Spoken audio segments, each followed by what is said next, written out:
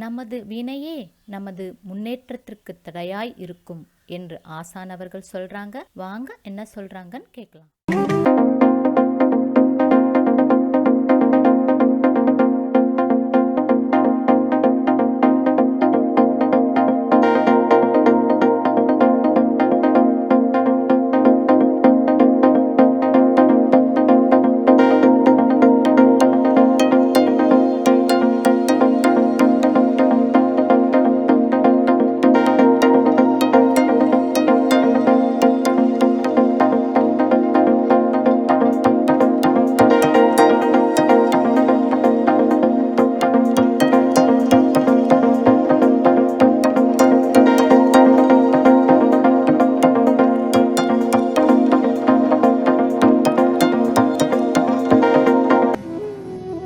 ஓம் அகத்தீசாய நம.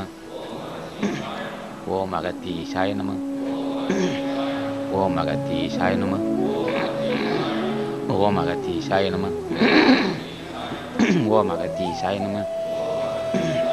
ஓம் அகத்தீசாய நம. ஓம் அகத்தீசாய நம. ஓம் அகத்தீசாய நம. ஓம் அகத்தீசாய நம. ஓம் அகத்தீசாய நம. ஓம் அகத்தீசாய நம. ஓம் அகத்தீசாய நம. அன்புள்ள பெரியோர்களே, தாய்மார்களே, வணக்கம். வாரந்தோறும் நடைபெறுகின்ற இந்த பாராயணத்தில் இன்று ஆசான் அகத்தீசர் கட்டளைப்படி சிவபுராணம் மட்டும் அன்பர்கள் படித்தார்கள். ஏன் சிவபுராணத்தை மட்டும் ஒவ்வொரு பகுதியாக படிக்க வேண்டும் என்று ஆசான் சொன்னார் என்றால், எதுவுமே அவசரப்பட முடியாது, வேகமாக படித்தால் புரியாது. ஆனால் மனிதருடைய இயல்பு விரைவாக முன்னேற வேண்டும் என்று நினைப்பு இருக்கலாம். ஆனால் நமது வினை நமக்கு அந்த அளவுக்கு ஒத்துழைக்காது. இப்போ பெரியவர்கள் எல்லாம் சிற்றெரும்பு ஊரையிலே கல் குடித்தால் போன்னு சொல்வார். நம்ம நோட்டீஸில் வெளியிட்டிருக்கிறோம். சீசனாம் எனைத்து என்றால் மௌனம் சொல்வார். சிற்றெரும்பு ஊரையிலே கல் குளித்தால் போல்.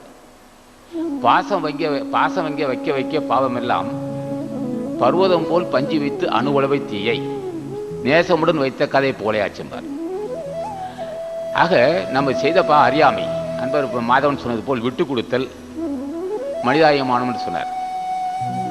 இந்த விட்டு கொடுக்கிறதுக்கு மனிதாயமானம் திருவருள் துணை இல்லாமல் முடியாது.